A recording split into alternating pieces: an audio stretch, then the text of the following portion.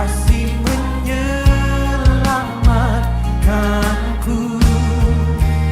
Ingat kasih-Nya yang mengubah hidupku. Ingat kasih-Nya yang selalu ada. Oh, kasih Yesus, kasih Yesus bagiku.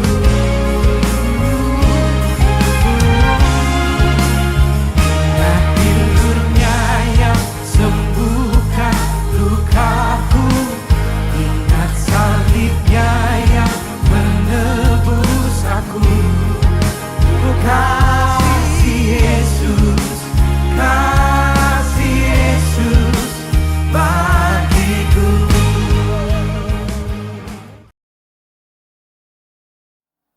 Shalom. Izinkan saya sebagai Ketua Panitia Ibadah Jumat Agung untuk memberikan sedikit kata pembuka. Pertama-tama, saya ingin mengucapkan terima kasih kepada Bapak Gembala dan Ibu Gembala yang sudah memberikan saya kesempatan untuk menjadi Ketua Panitia Jumat Agung.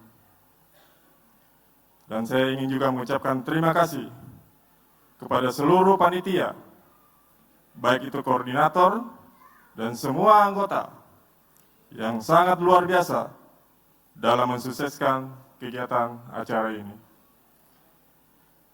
Dan saya ucapkan selamat datang buat seluruh jemaat yang sudah hadir untuk mengikuti prosesi acara Jumat Agung ini. Sedikit kata dari saya, dunia memang sedang tidak baik-baik saja, tetapi pengorbanan Kristus tetap baik buat hidup kita sampai selama-lamanya.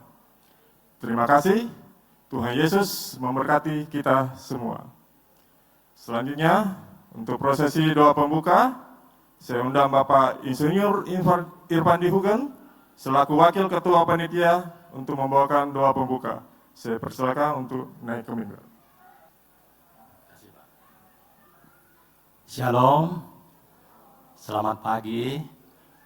Sebelum kita memulai ibadah Jumat Agung pada hari ini, kami akan panjatkan doa bersama untuk menghormati kehadiran Tuhan dan Roh Kudus. Saya mengundang dengan hormat sidang jemaat untuk bangkit berdiri. Terima kasih. Mari kita bersatu dalam doa.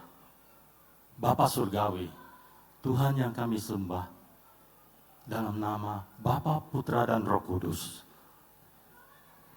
kami sungguh bersukacita pada hari ini dan penuh ucapan syukur. 2000 tahun yang lalu, karyamu yang terbesar di atas kayu salib sudah menyelamatkan kami dari maut, menghapus segala dosa-dosa kami, Tuhan. Kami percaya, Tuhan, saat ini, Tuhan, sebelum kami memulai ibadah ini, kami serahkan ke dalam kuasa-Mu, Tuhan. Engkau menyertai dan Engkau pimpin ibadah ini, Tuhan, dari awal permulaan hingga akhir. Sesaat lagi, Tuhan, kami akan memulai ibadah Jumat Agung ini. Kiranya Tuhan, Engkau mencurahkan, Tuhan, damai sejahtera dan sukacita bagi segenap jemaat-Mu, para pelayan-Mu, hamba-hamba-Mu, Tuhan, yang akan mengambil bagian di dalam pelayanan pada hari ini, Tuhan. Baik yang ada di atas mimbar maupun di bawah mimbar, dalam tugas tanggung jawab pekerjaan masing-masing. Kami serahkan juga umat-Mu yang hadir pada hari ini, dimanapun mereka berada, Tuhan. Kiranya Engkau juga mencurahkan damai sejahtera, sukacita yang tak terhingga bagi umat-Mu, Tuhan. Kami juga ingin mendoakan Ibu Gembala GBI Pengayoman Jemaat Karunia Allah yang akan membawakan renungan firman Tuhan. Kiranya Engkau curahkan hikmat, curahkan urapan, sehingga firman-Mu Tuhan akan menjadi rema bagi setiap umat-Mu yang mendengarkan kebenaran firman-Mu Tuhan, agar setiap kami dapat lebih memuliakan nama-Mu Tuhan. Kami juga berdoa bagi tempat yang kami pakai Tuhan, beserta semua fasilitasnya Tuhan. Perlengkapan peralatan yang kami pakai, kami serahkan ke dalam perlindungan-Mu yang khusus Tuhan. Dan kami juga sudah berdoa dan mengucap syukur hanya di dalam nama Putra-Mu yang tunggal, Tuhan kami Yesus Kristus. Amin. Kami persilakan jemaat duduk kembali. Terima kasih.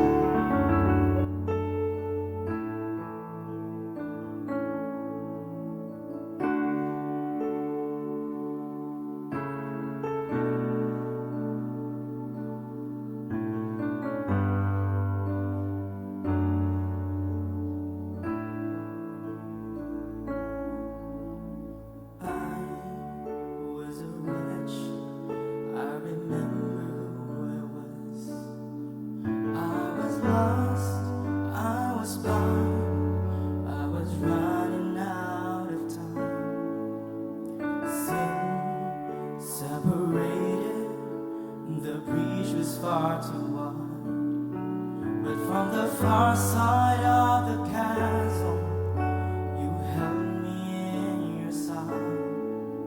So you made a way across the great divide, left behind heaven's throne to build it here inside. And there at the cross, you paid the debt I owe, broke my chains, freed my soul. For the first time I had hope. Thank you, Jesus, for the blood applied. Thank you, Jesus, it has washed me white. Thank you, Jesus, you have saved my life, brought me from the darkness into glorious light.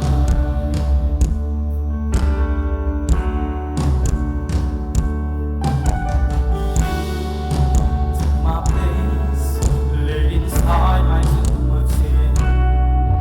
You were buried for 3 days, but then you walked right out again. And now death has no sting, and life has no end.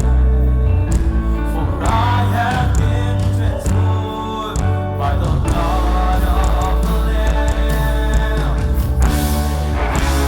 Jesus, for the blood applied.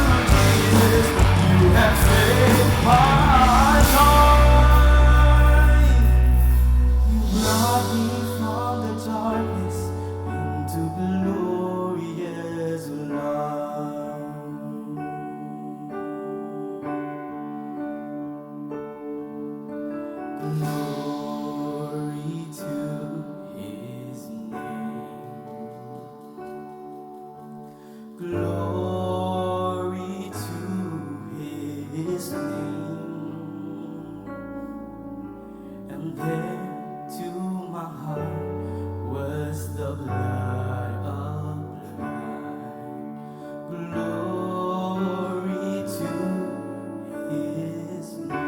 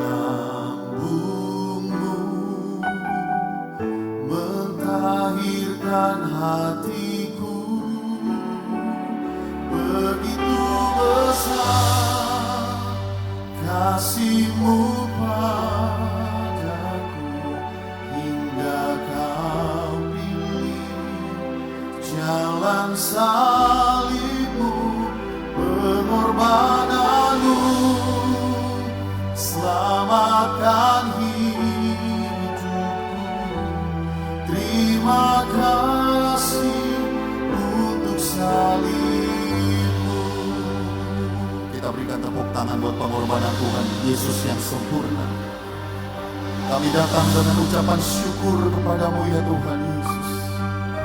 Mari sama-sama kita katakan, mahkota duri di kepalamu, menebus pikiranku, tanganmu berlubang paku, menebus perbuatanku. Bilur di sekujur tubuhmu, menyembuhkan sakitku. Tombak menusuk lambungmu, mentahirkan hatiku. Begitu besar kasih-Mu padaku, hingga Kau pilih jalan salib-Mu, pengorbananmu selamatkan hidupku. Terima kasih untuk salib. Begitu besar, begitu besar kasih-Mu padaku, hingga Kau pilih jalan salib-Mu, pengorbananmu selamatkan hidupku. Terima kasih untuk salib. Begitu besar kasih-Mu padaku, hingga Kau pilih jalan salib-Mu, pengorbananmu selamatkan hidupku. Terima kasih. Mari Bapak Ibu, angkat tanganmu bersyukur, katakan, begitu besar kasih-Mu padaku, hingga Kau pilih jalan salib-Mu, pengorbananmu selamatkan hidup. Terima kasih Tuhan Yesus. Ini pernyataan kami, begitu besar kasih-Mu padaku, hingga Kau pilih jalan salib-Mu, pengorbananmu selamatkan hidupku. Terima kasih untuk salib-Mu.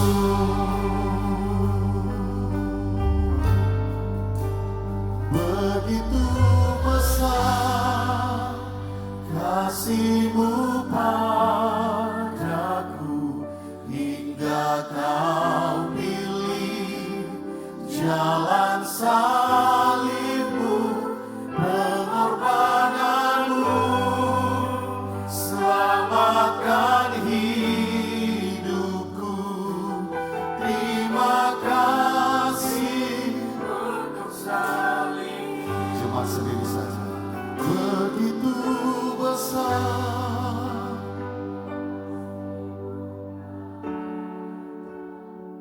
Kami bersyukur Tuhan. Terima kasih buat pengorbanan. Terima kasih buat salib-Mu. Kau baik, Kau baik.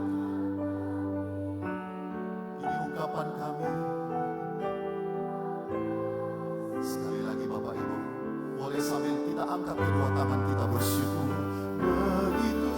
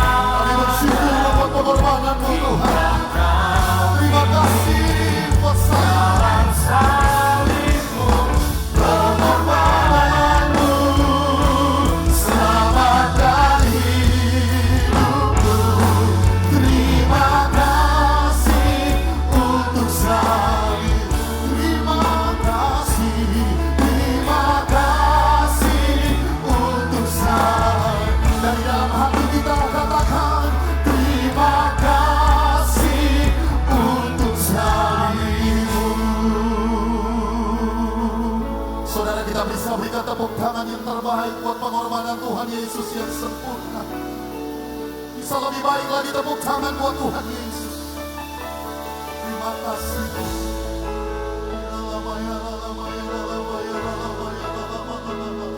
Mari kita datang bersyukur kepada Tuhan Bapak Ibu. Mari naikkan ucapan syukurmu melalui penyembahan kita pagi hari ini.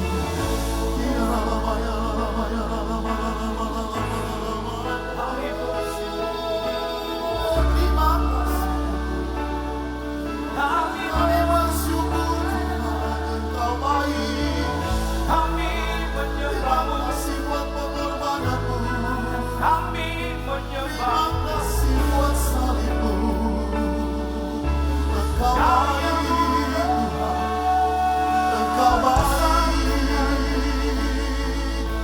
Engkau sangat baik. Kami berharga di matamu Tuhan. Sungguh kami bersyukur Tuhan. Terima kasih buat salibmu. Terima kasih buat pengorbananmu. Terima kasih buat cintamu ya Tuhan. Haleluya. Engkau baik, Engkau sangat baik. Kau baik Tuhan. Kami menyembahmu. Kami memujimu Tuhan. Kami bawa syukur kami Tuhan. Kami bawa semua kami.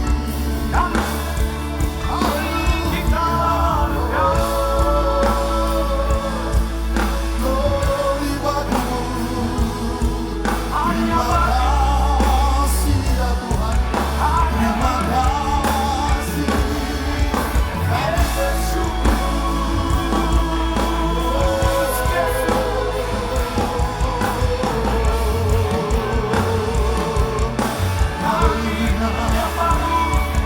Kasih-Mu memulihkan kami Tuhan.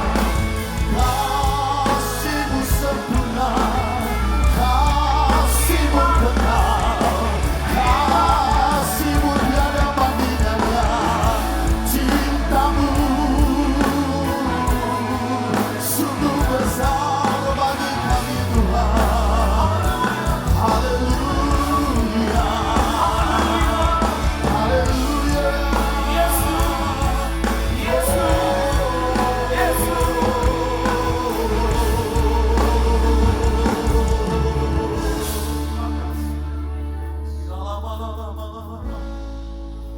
Mari kita lebih lagi membawa syukur kita kepada Tuhan Bapak Ibu.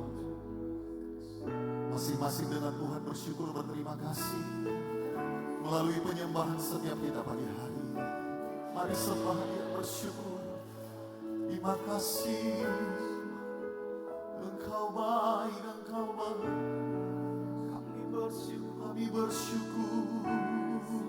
terima Kami bersyukur Tuhan. Karya-Mu ajaib bagi kami. Haleluya. menyelamatkan.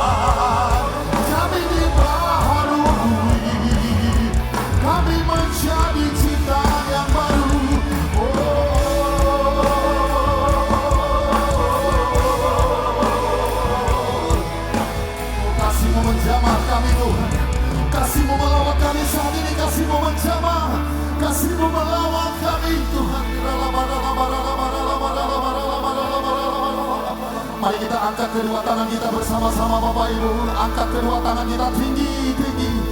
Oh rama-rama ya rama-rama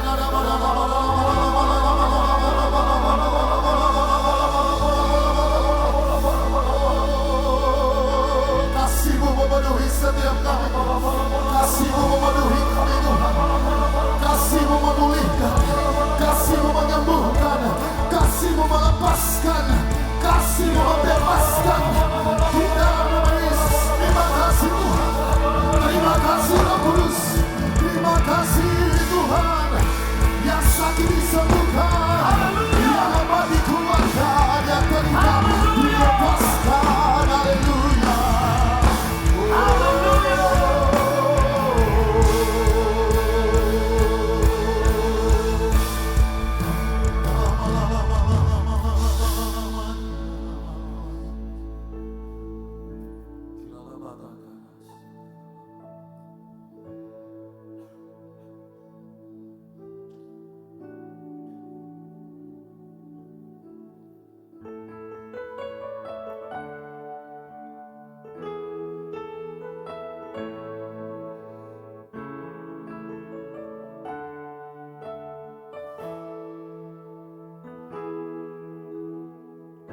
Telah kulihat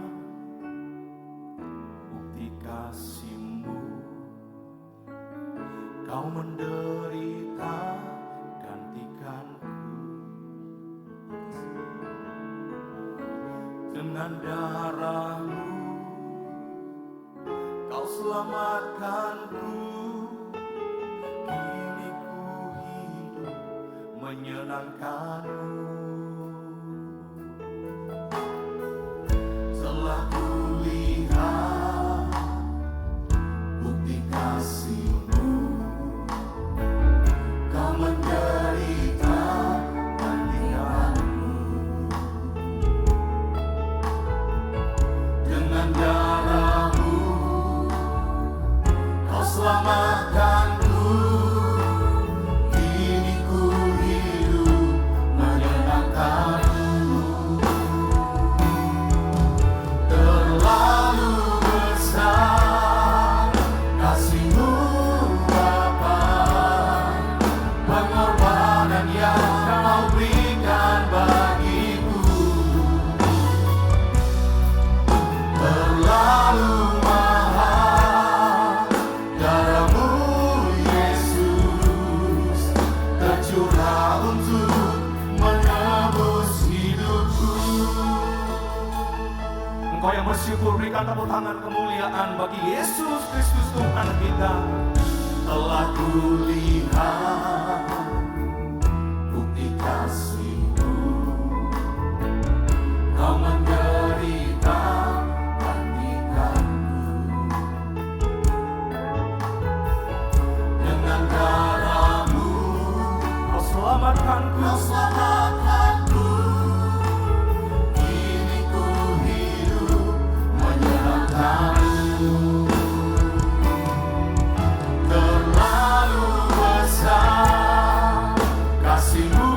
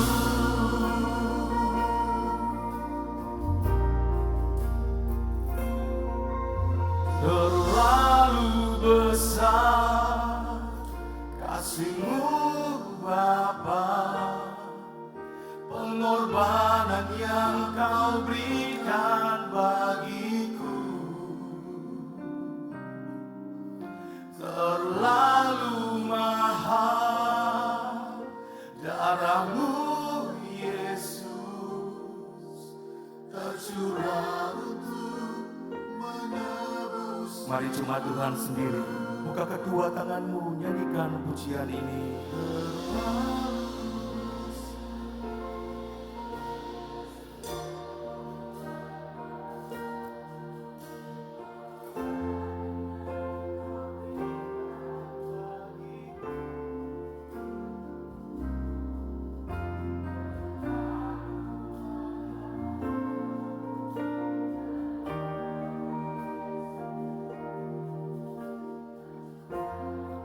Mari sekali lagi Bapak Ibu Saudara, angkat kedua tanganmu tinggi, nyanyikan pujian ini.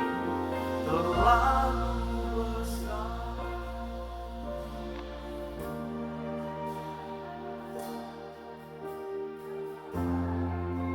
Kau berikan bagiku. Terlalu mahal.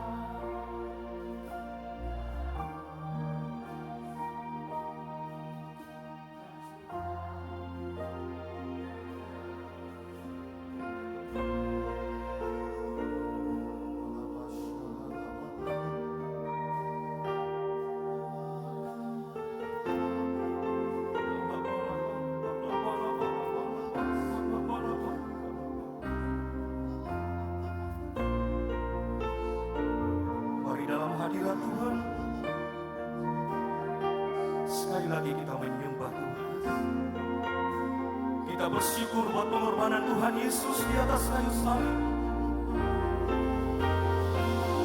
Mari ingat kasih-Nya. Kasih-Nya menyelamatkan kita. Kasih-Nya menebus kita. Kasih Tuhan Yesus mengampuni dosa dan pelanggaran kita. Kita ditebus oleh darah-Nya.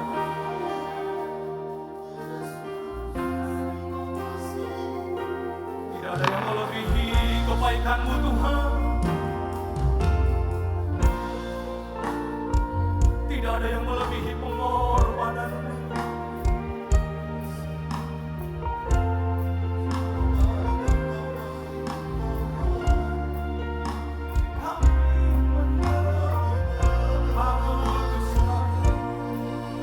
Kami menyembah.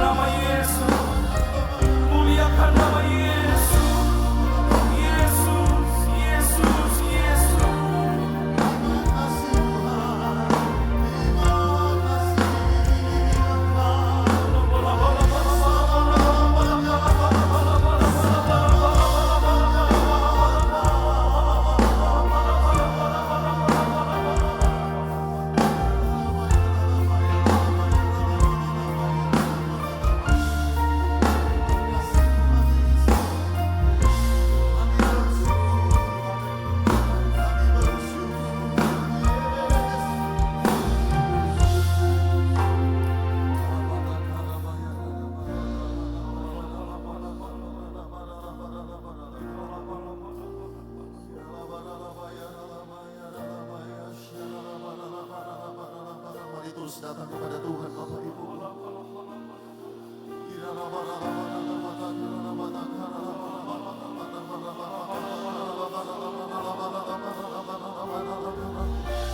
Biarlah kasih-Nya melawat engkau pagi hari ini. Biarlah kasih-Nya memulihkan, memenuhi engkau saat ini. Mari terus sembah.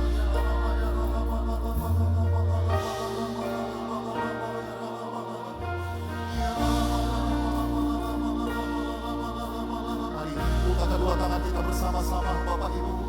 Buka kedua tangan kita bersama-sama.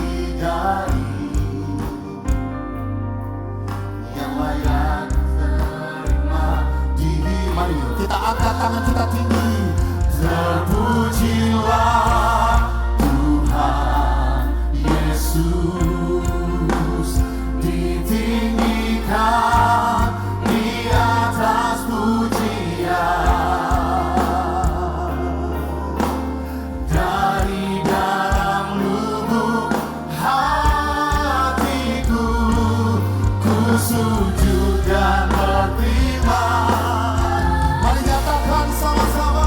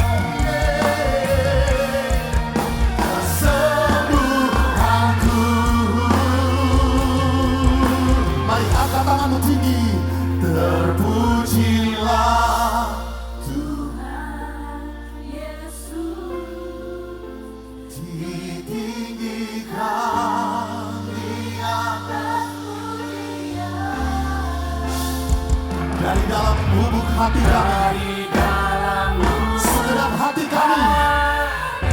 Haleluya. Sudah menerima kasih. Mari, ayo mari bernyanyi bersama-sama.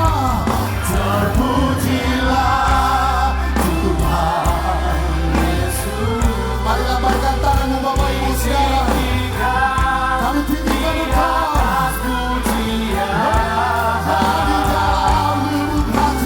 Dari dalam lubuk hatiku, katakan ku sujud dan berterima. Sekali lagi, angkat tanganmu tinggi. Terpujilah Tuhan Yesus. Dia yang layak, Dia yang layak ditinggikan, dimuliakan. Dari dalam lubuk hatiku, ku sujud dan berterima kasih. Dari dalam lubuk hatiku, ku sujud dan berterima kasih. Dari dalam lubuk hatiku, ku sujud dan berterima kasih. Ayo kita kasih tepuk tangan yang meriah buat Tuhan Yesus. Terima kasih Tuhan. Haleluya. Haleluya. Haleluya. Oh kudus, kuduslah Tuhan. Haleluya. Haleluya. Terpujilah nama. Ayo lambaikan kedua tanganmu tinggi. Haleluya. We give you glory. Kami puji Engkau Tuhan. Oh kudus, kuduslah Tuhan. Haleluya. Haleluya. Terpujilah nama Tuhan. Kita berikan tepuk tangan kemuliaan sorak-sorai bagi Yesus. Haleluya. Come on. Haleluya. Kudus, kudus, kuduslah Tuhan. Oh, haleluya. Haleluya. Terpujilah nama. Ayo sekali lagi lambaikan tanganmu. Haleluya. Haleluya. Oh kudus, kuduslah Tuhan. Haleluya. Haleluya. Terpujilah nama Tuhan. Terpujilah nama Tuhan. Terpujilah nama Tuhan. Tepuk tangan kemuliaan sorak-sorai yang terbaik bagi Tuhan Yesus. Haleluya. Haleluya. Kau yang layak, Kau yang layak.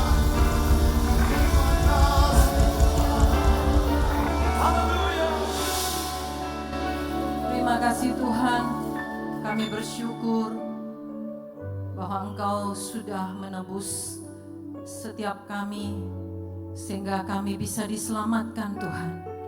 Pagi hari ini kami datang menyembah-Mu Tuhan dan kami mau mendengarkan firman-Mu. Biarlah Tuhan kami bisa meneliti hukum-hukum yang sempurna. Dan kami percaya Bapa, hidup kami bisa berkemenangan di dalam Engkau. Terima kasih Tuhan, kami sambut firman-Mu hanya di dalam nama Tuhan kami Yesus Kristus. Kami berdoa. Haleluya. Amin. Shalom saudara yang dikasihi Tuhan. Tema kita pagi hari ini adalah high level, low profile. Yang terambil dari Filipi 2 ayat 5 sampai ayat yang ke-8. Saya akan membacakan ayat ini.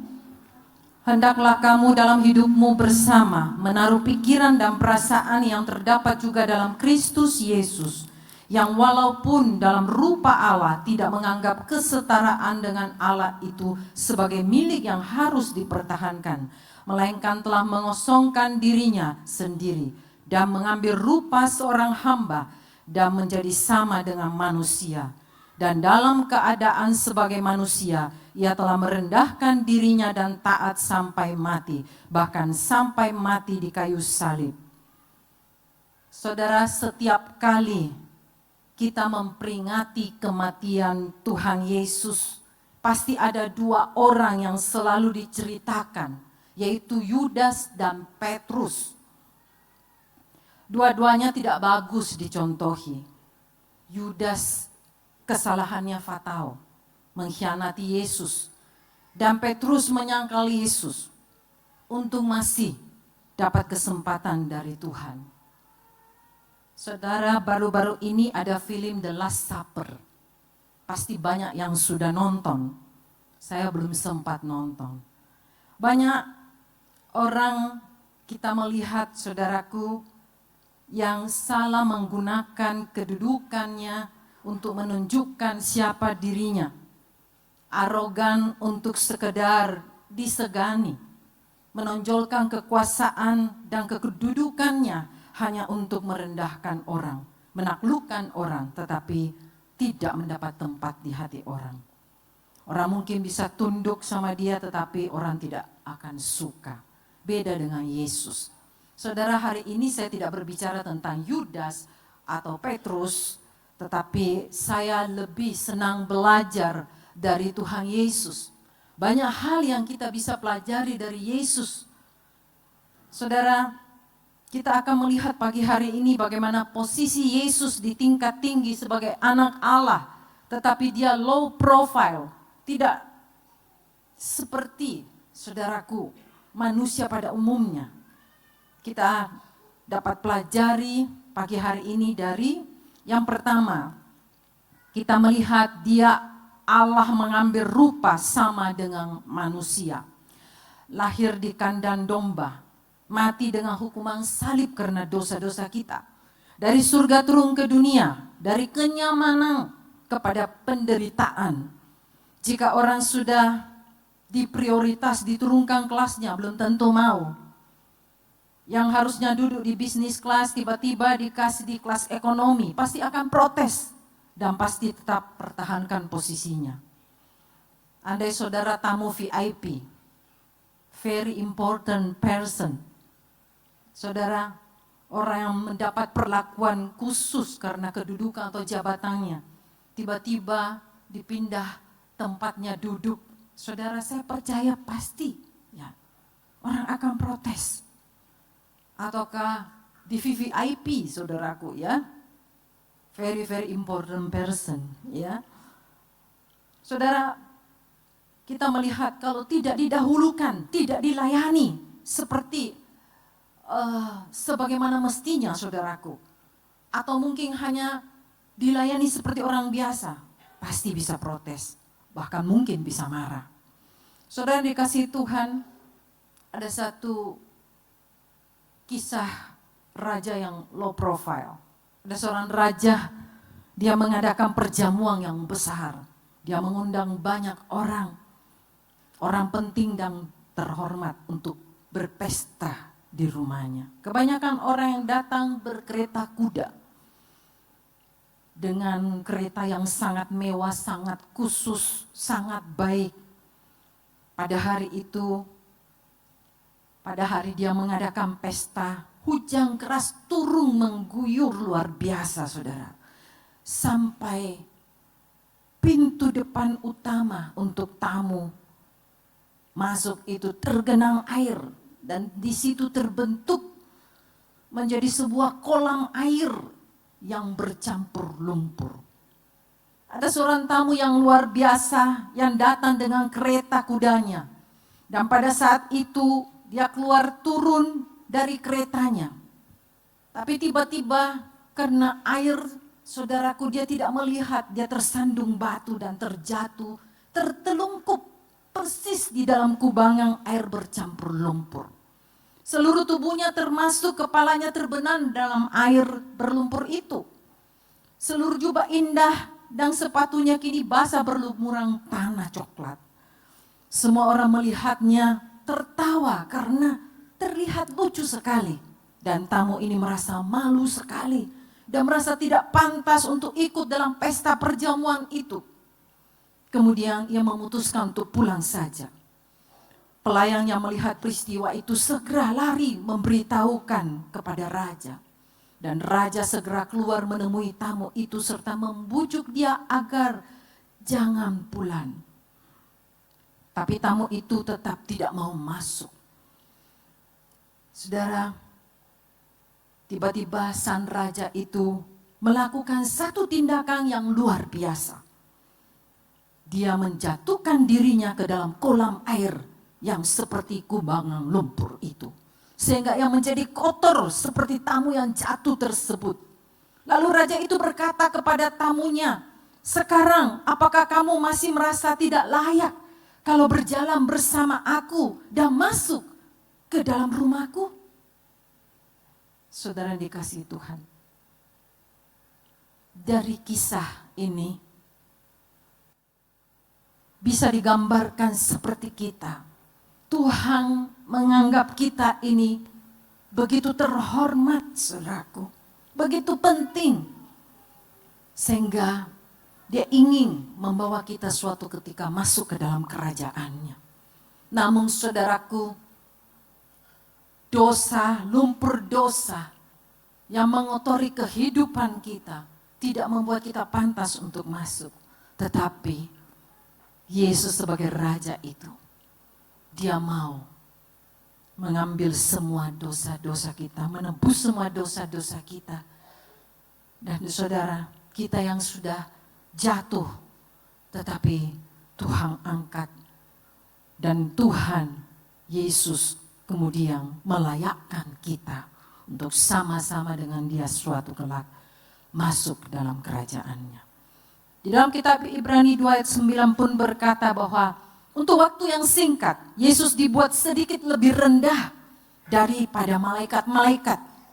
Dan dia harus mengalami maut bagi semua manusia. Penderitaan maut itu yang membuat dia dimahkotai dengan kemuliaan dan hormat oleh Bapa. Saudara, Yesus dalam keadaannya sebagai manusia dengan kerendahan hatinya taat sampai mati demi tebus kita manusia dari dosa-dosa kita supaya setiap kita dapat diselamatkan. Dan yang menarik dari Yesus adalah dia mengosongkan dirinya. Di ayat pertama yang saya baca tadi, saudaraku, masih mending manusia, masih punya kepemilikan, punya ini itu, beda dengan Yesus. Kenapa saya katakan Yesus mengosongkan dirinya ketika dia datang menjadi manusia? Karena Yesus tidak punya keledai untuk ditunggangi, saudaraku. Zaman dahulu hewan menjadi kendaraan untuk kemana-mana. Tapi Yesus, keledai pun dia tidak punya, dia harus pinjam, saudaraku. Mari kita lihat bersama-sama dalam Matius 21 ayat pertama sampai ayat ketiga. Ketika Yesus dan murid-muridnya telah dekat Yerusalem dan tiba di Betfage yang terletak di Bukit Zaitun, Yesus menyuruh 2 orang muridnya dengan pesan, "Pergilah ke kampung yang di depanmu itu dan di situ kamu akan segera menemukan seekor keledai betina tertambat dan anaknya ada dekatnya. Lepaskan keledai itu dan bawalah keduanya kepadaku. Dan jika ada orang yang menegur kamu, katakan Tuhan memerlukannya, ia akan segera mengembalikannya." Saudara, di sini kita melihat keledai yang digunakan Yesus bukan miliknya sendiri. melainkan milik orang lain yang tidak disebutkan namanya dalam Alkitab. Sepertinya pemilik keledai mempercayai pesan yang disampaikan murid-murid Yesus. Hanya dengan menyebut nama Yesus menunjukkan kekuasaan dan otoritasnya. Dengan demikian menggenapkan nubuat kitab suci tentang Mesias yang akan masuk ke kota Yerusalem dengan menunggang keledai. Saudara, kita lihat lagi. Mengapa Yesus, saya katakan, mengosongkan dirinya. Yesus tidak punya rumah. Yesus berkata, serigala mempunyai liang dan burung mempunyai sarang, tetapi anak manusia tidak mempunyai tempat untuk meletakkan kepalanya. Kalaupun dia sempat besar dan tinggal di Nazaret, itu pun bukan rumahnya, tetapi rumah Yusuf tukang kayu, bapak asuhnya. Saudara, dan kita juga tahu bahwa dalam perjamuan terakhir, Yesus juga pakai rumah orang lain.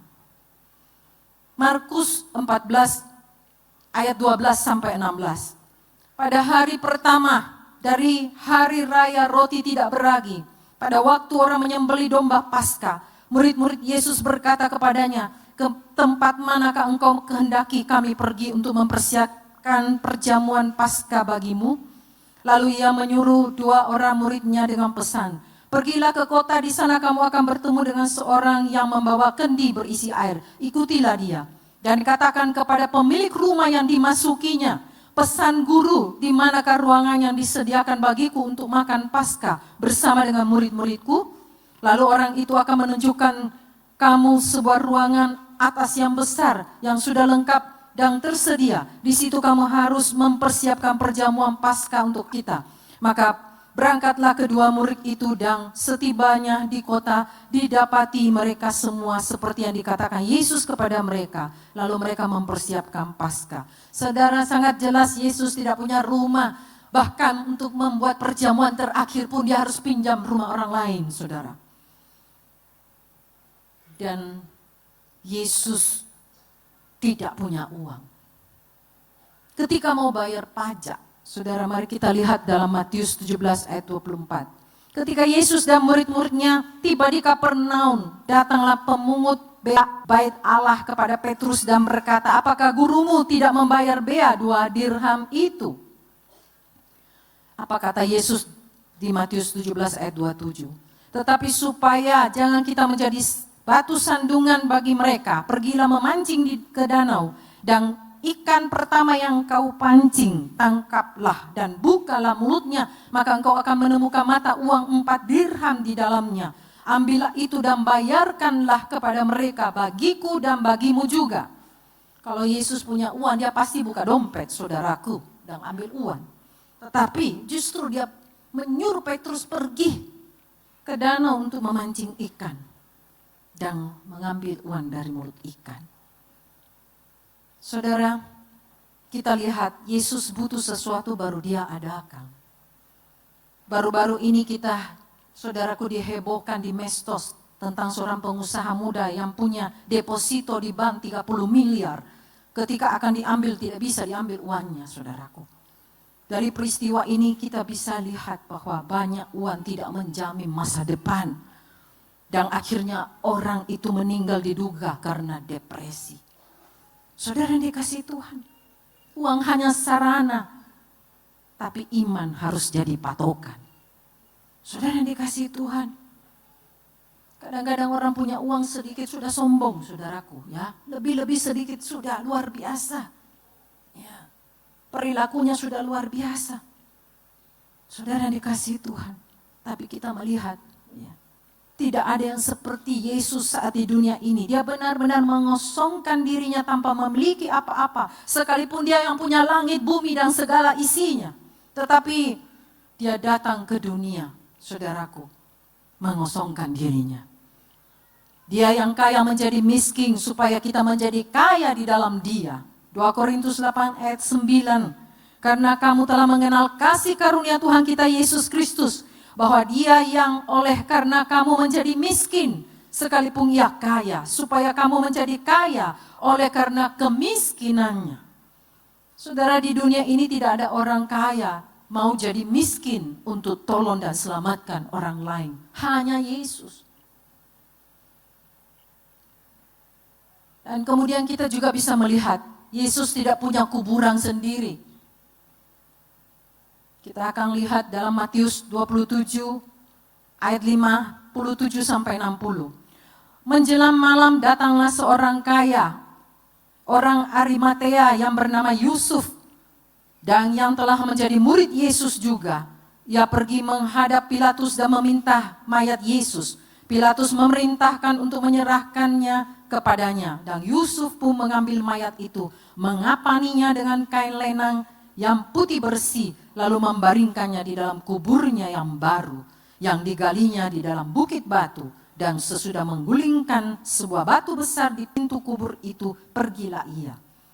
Mati pun Yesus tidak punya kuburan, pinjam kuburan Yusuf dari Arimatea, saudaraku.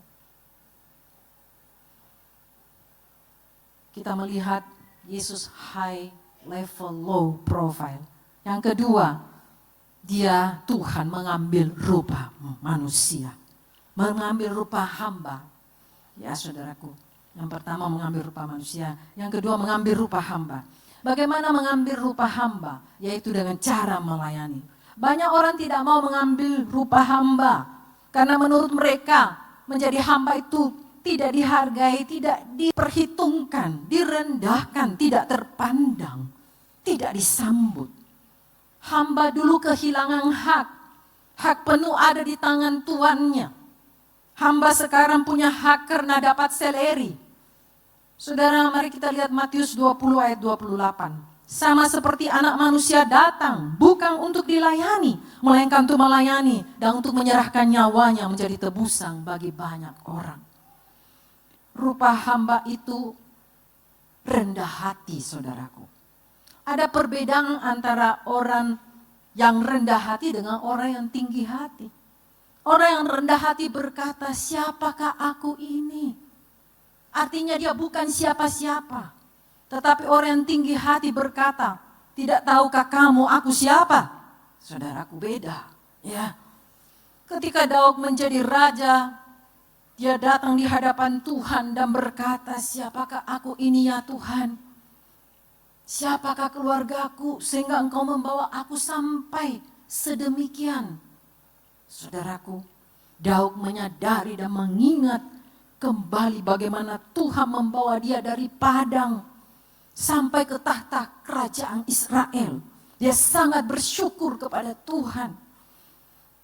Dalam Lukas 14 ayat 11, sebab barang siapa meninggikan diri, ia akan direndahkan. Dan barang siapa merendahkan diri, ia akan ditinggikan. Saudara, kita melihat bukti kerendahan hati Yesus adalah dia membasuh kaki murid-muridnya. Yohanes 13:4-5. Lalu bangunlah Yesus dan menanggalkan jubahnya. Ia mengambil sehelai kain lenan dan mengikatkannya pada pinggangnya. Kemudian ia menuangkan air ke dalam sebuah basi dan mulai membasuh kaki murid-muridnya, lalu menyekahnya dengan kain yang terikat pada pinggangnya itu. Seorang yang lebih tinggi posisinya kadang pantang merendahkan diri kepada orang yang posisinya lebih rendah. Tetapi Yesus mampu membuktikan kerendahan hatinya. Saudara yang dikasihi Tuhan, mungkin hari ini jangankan kita membasuh kaki orang lain, kaki pasangan kita belum tentu kita basuh, saudaraku ya. Atau kaki teman kita, saudaraku. Tapi Yesus menunjukkan kasih-Nya, menunjukkan bagaimana dia betul-betul low profile. Dia tunjukkan itu kepada murid-muridnya. Saudaraku, kita melihat Yesus juga menyediakan makanan buat murid-muridnya. Dalam Yohanes 21 ayat yang kelima, kata Yesus kepada mereka, hai anak-anak, adakah kamu mempunyai lauk pauk? Jawab mereka, tidak ada. Yohanes 21 ayat 9, ketika mereka tiba di darat, mereka melihat api aran dan di atasnya ikan dan roti. Ayat 12a, kata Yesus kepada mereka, marilah dan sarapanlah. Bagi Yesus pelayanan bukan melihat posisi kita. Ada di mana, saudaraku. Mudah bagi orang yang dibawahi melayani atasannya. Tapi hampir jarang ada atasan yang mau melayani bawahannya. Saudara, bukan hanya itu saja. Yesus selalu mendengar keluhan jiwa-jiwa dan turut merasakan kesusahan orang lain. Saudara, ketika Lazarus mati, Yesus ikut menangis, larut dalam kesedihan yang dialami oleh Maria dan Marta. Dan akhirnya Yesus membangkitkan Lazarus. Saudara, yang ketiga, kenapa Yesus dikatakan low profile? Dia tidak menonjolkan diri. Sesudah melayani orang, dia tidak pernah memberitakan dan menyebarkan perbuatannya dalam menyembuhkan orang sakit maupun melakukan mujizat. Malah dia sampaikan kepada orang supaya tidak memberitahukan kepada siapapun. Yesus tipe yang tidak mencari perhatian. Saudaraku, sekalipun dia sudah mendoakan orang sakit sembuh, saudara, tapi dia menghindari sorotan orang terhadap dirinya. Ketika dia melakukan mujizat, kita bisa lihat, saudaraku, ada beberapa mujizat yang dilakukan Tuhan Yesus dan berkata, berpesan dengan hal yang sama. Kita akan lihat yang pertama, menyembuhkan orang kusta. Bagaimana ketika Yesus menyembuhkan orang kusta, seperti ditulis dalam Alkitab Perjanjian Lama, kusta sering dipandang sebagai hukuman atau kutuk, tanda dosa atau kenajisan. Kepercayaan seperti itu menumbuhkan rasa takut bagi yang mengalami kusta karena pengucilan dan didiskriminasi, saudaraku. Dalam Markus pertama ayat 40-45, seorang yang sakit kusta datang kepada Yesus dan sambil berlutut di hadapannya ia memohon bantuannya, katanya, "Kalau engkau mau, engkau dapat mentahirkan aku." Maka tergeraklah hatinya oleh belas kasihan, lalu ia mengulurkan tangannya, menjamah orang itu dan berkata kepadanya, "Aku mau, jadilah engkau tahir." Seketika itu juga lenyaplah penyakit kusta orang itu dan ia menjadi tahir. Segera ia menyuruh orang itu pergi dan dengan peringatan keras, "Ingatlah, jangan engkau memberitahukan apa-apa tentang hal ini kepada siapapun, tetapi pergilah perlihatkan dirimu kepada imam dan persembahkanlah untuk pentahiranmu persembahan yang diperintahkan oleh Musa sebagai bukti bagi mereka." Tetapi orang itu pergi memberitakan peristiwa itu dan menyebarkannya kemana-mana, sehingga Yesus tidak dapat lagi terang-terangan masuk ke dalam kota. Ia tinggal di luar di tempat-tempat yang sepi, namun orang terus juga datang kepadanya dari segala penjuru. Saudara, di sini kita melihat orang kusta yang disembuhkan, ya. Di sini langsung Yesus diviralkan, kalau istilah sekarang, saudaraku. Yesus saat itu menjadi trending topic. Karena orang yang disembuhkan itu menyebarkan berita ini. Saudara, zaman dahulu medis belum berkembang seperti sekarang. Pengobatan terbatas. Kalau orang sakit kusta tidak bisa sembuh, maka penyakit itu akan terbawa sampai dia mati. Seperti dituliskan dalam Perjanjian Lama, ada 2 orang yang disebutkan kena kusta sampai mati. Yang pertama Raja Uzia. Saudara, sebagian orang kalau sudah baca firman Tuhan, maka kita bisa menemukan bagaimana Raja Uzia kenapa bisa kena kusta, saudaraku. Raja Uzia dikatakan dia mulai sombong ketika dia berhasil. Dia mulai tidak bisa lagi dibimbing, saudaraku. Dan Raja Uzia ketika berhasil dalam pemerintahannya, dia mulai meremehkan para imam, saudara yang dikasihi Tuhan. Dan saat imam melarang dia untuk membakar ukupan di dalam bait Allah, hal itu membuat Uzia menjadi marah, saudaraku. Karena itu bukan haknya untuk membakar ukupan. Tetapi sementara meluap amarahnya kepada para imam, firman Tuhan tuliskan, tiba-tiba hukuman Tuhan turun dan dia tiba-tiba kena kusta. Sampai pada hari matinya, usia tidak sembuh, saudaraku. Kusta pada zaman dahulu, ya, saudaraku, membuat orang yang mengalaminya dikucilkan, saudara. Kemudian kita melihat lagi, saudaraku, bagaimana Yesus menyembuhkan orang buta. Ada 2 orang buta yang mengikuti Yesus. Mereka berseru-seru minta belas kasihan. Dan Yesus berkata kepada mereka, percayakah kamu bahwa aku dapat melakukannya? Mereka menjawab, ya Tuhan, kami percaya.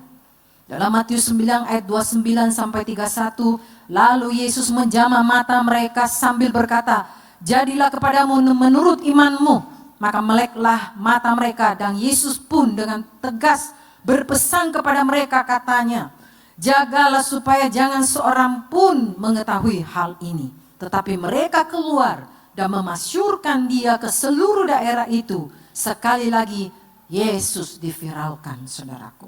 Yesus bukan tipe orang yang suka pamer kehebatannya, tapi dia refleks menolong orang yang membutuhkan setiap saat, kapanpun, dimanapun, saudaraku. Dan kita juga melihat satu lagi ketika Yesus membangkitkan orang mati, yaitu anak Yairus, seorang kepala rumah ibadat. Dalam Markus 5 ayat 41 sampai 43. Lalu dipegangnya tangan anak itu, katanya, Talita kum, yang berarti hai anak, aku berkata kepadamu, bangunlah.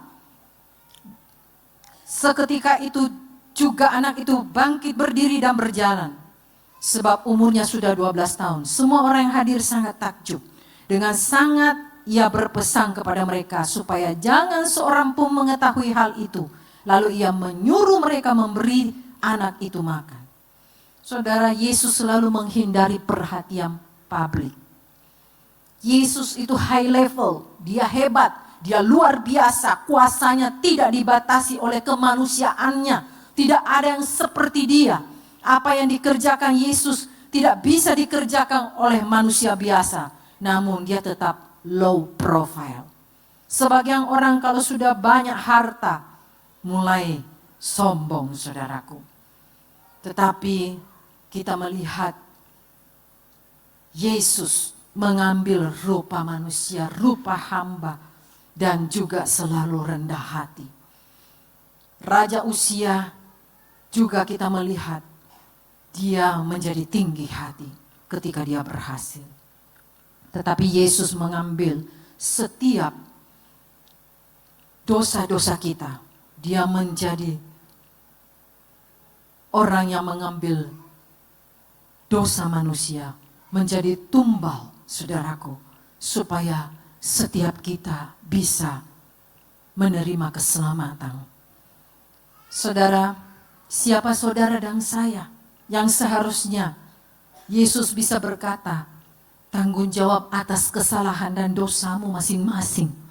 Tetapi, saudaraku, Yesus justru mengambil alih semua dosa-dosa kita. Kita tahu bahwa, saudaraku, perlu pertobatan yang sungguh-sungguh, karena kita harus menghargai karya salib Yesus. Yesus high level dengan kedudukannya. Dia hebat, tetapi dia tetap rendah hati. Saya mengundang pemain musik bisa maju ke depan.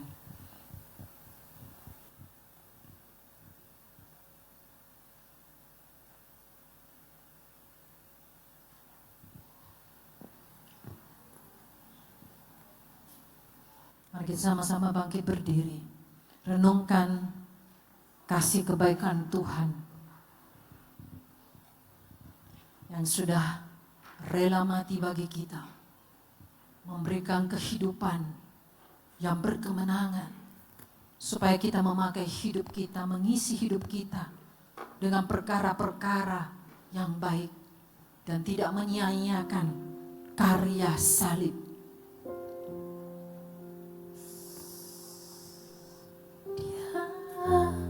Yesus telah mati bagiku, Dia Tuhan selamatkan jiwaku.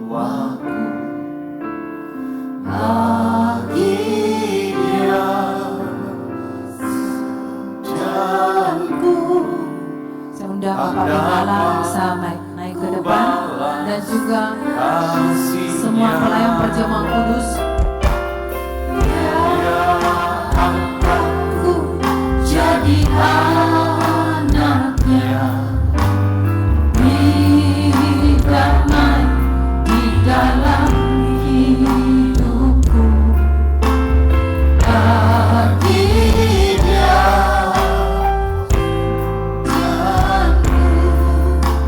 Hanya Dia segalanya bagiku.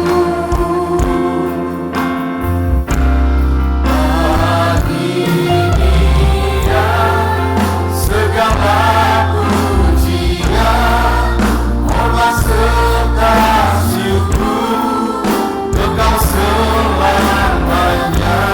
Bagi Dia segala pujian, hormat serta syukur selama-lamanya.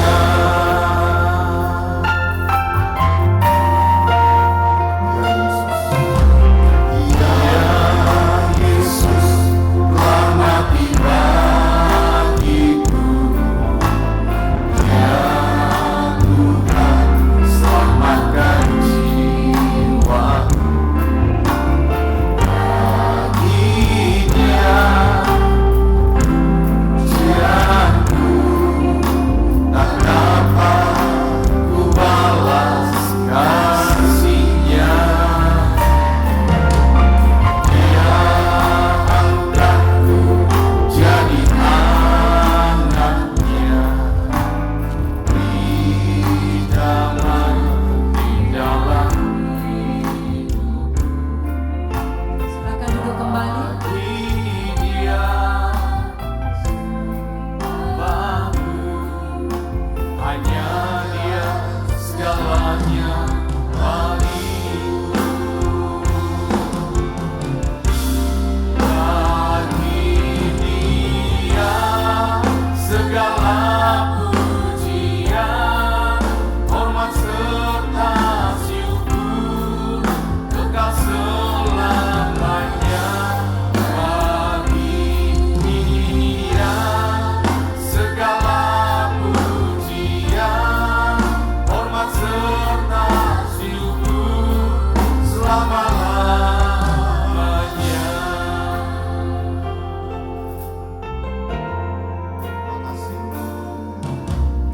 Dia Yesus telah mati bagiku. Ya Tuhan, selamatkan jiwaku. Bagi Dia pujianku tak dapat ku balas kasih-Nya. Dia angkatku jadi anaknya, beri damai di dalam hidupku. Bagi Dia sembahku hanya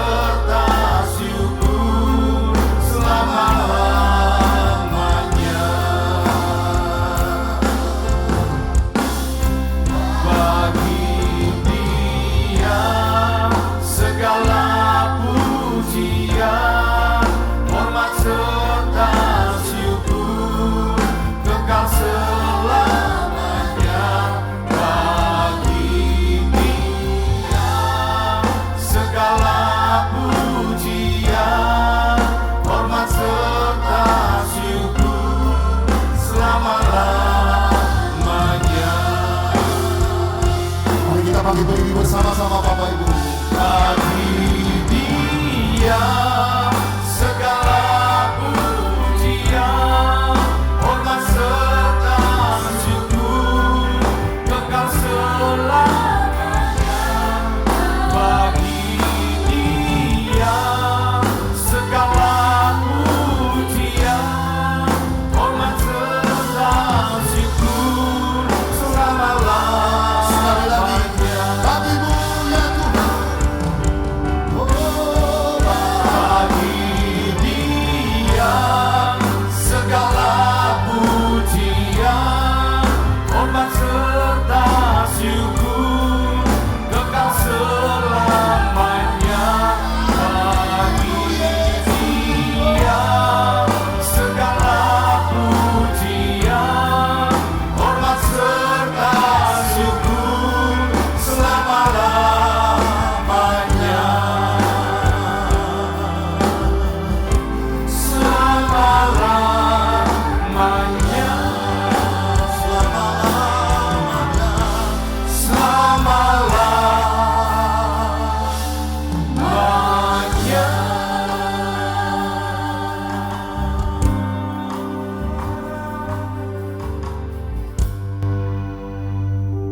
Mari kita sama-sama angkat roti dan kita berdoa. Terima kasih Tuhan untuk pengorbanan-Mu yang luar biasa buat kami semua.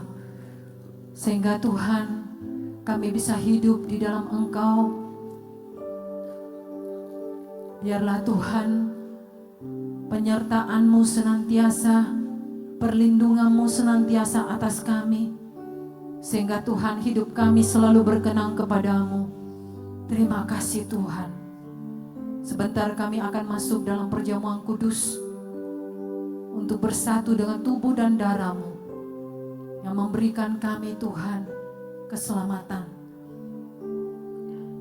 Terima kasih Bapa. Di dalam nama Tuhan kami Yesus Kristus kami berdoa. Amin. Dengarkanlah firman Tuhan. Sebab apa yang telah kuteruskan kepadamu telah aku terima dari Tuhan, yaitu Tuhan Yesus pada malam waktu ia diserahkan mengambil roti. Sesudah itu ia mengucap syukur atasnya, ia memecah-mecahkannya dan berkata, ambillah, inilah tubuhku yang diserahkan bagi kamu. Perbuatlah ini menjadi peringatan akan aku.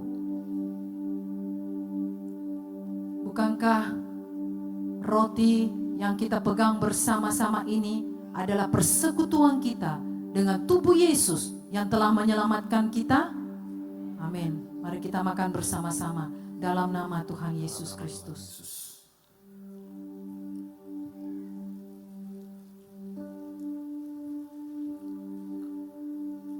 Mari kita angkat cawan.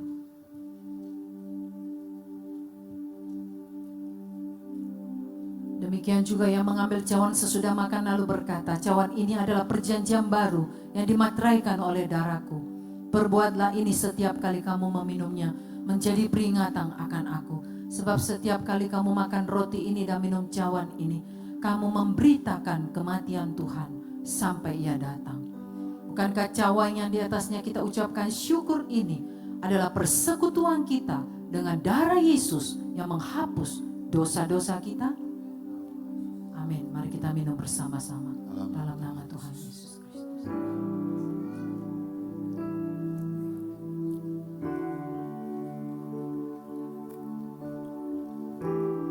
Mari kita menyembah Tuhan. Mari kita bersyukur kepada Tuhan buat segala kebaikannya dalam kehidupan kita. Yang sakit percaya oleh korban grafira Tuhan Yesus Kristus di kayu salib ada kesembuhan ilahi.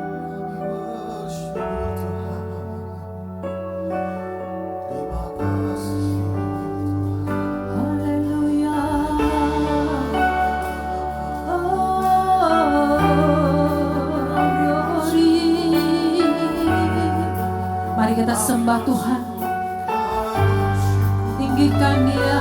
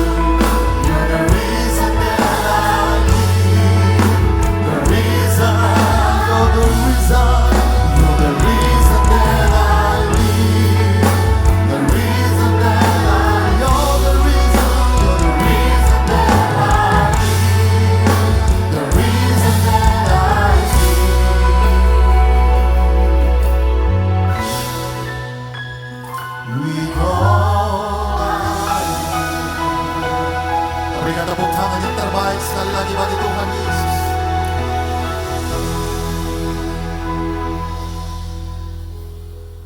Kami percaya Tuhan, kami terima kesembuhan, kami terima kuasa Tuhan, kami terima mujizat-Mu dalam perjamuan kudus yang sudah kami terima bersama-sama. Sebab kami percaya ada kuasa Tuhan di dalam salib-Mu, di dalam pengorbanan-Mu Tuhan di atas kayu salib. Dan dengan iman percaya kami terima kuasa Tuhan yang sakit disembuhkan, yang lemah dikuatkan, yang susah hatinya dihiburkan, yang berbeban berat Engkau beri kelegaan, dan Engkau memberikan pengharapan-pengharapan yang baru bagi setiap kami di dalam nama Tuhan Yesus. Terima kasih Tuhan, terima kasih Tuhan Yesus buat pengorbanan-Mu di atas kayu salib. Tiba saatnya kami akan memberkati pekerjaan-Mu Tuhan. Kami memberi dengan hati yang bersyukur. Kami mau mendapur untuk pekerjaan Tuhan. Kami memberi dengan sukacita, sebab Tuhan sudah memberkati hidup kami. Bagi-Mu segala pujian, hormat, kuasa, dan kemuliaan dari sekarang sampai selama-lamanya. Yang siap menabur untuk pekerjaan Tuhan, sama-sama katakan amin. Silakan duduk Bapak Ibu.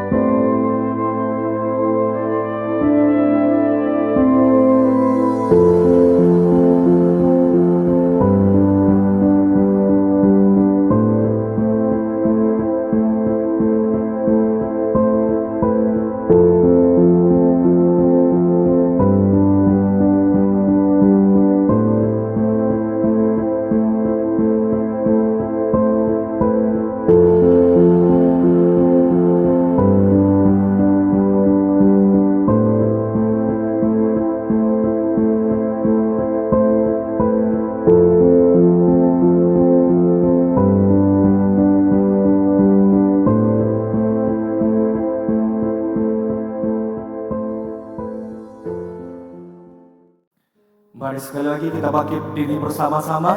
Mari Bapak Ibu.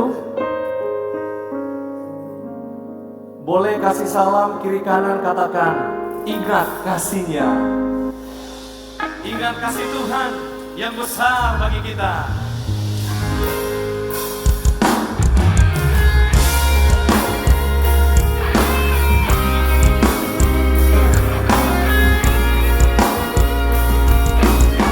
Mari bersama-sama sebelum kita meninggalkan tempat ini, mari kita bersyukur kepada Tuhan.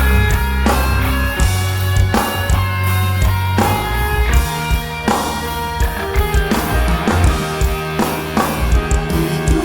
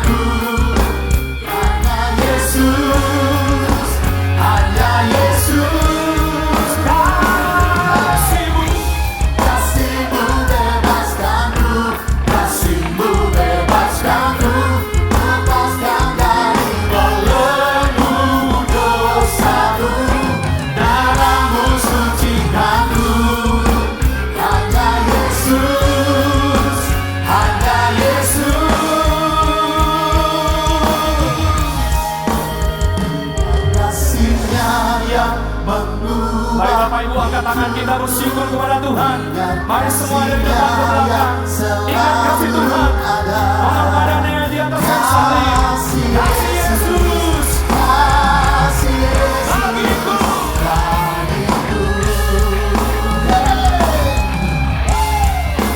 Ingat hidupnya yang sembuhkan lukaku.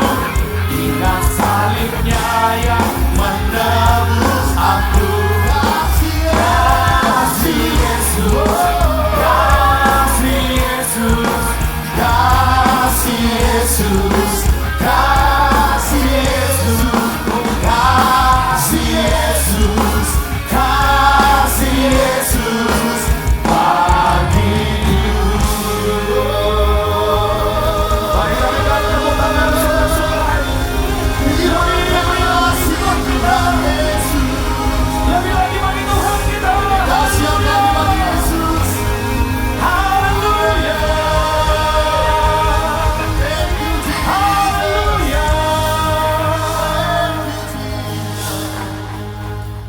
Terima kasih Tuhan, kepada kami sudah selesai.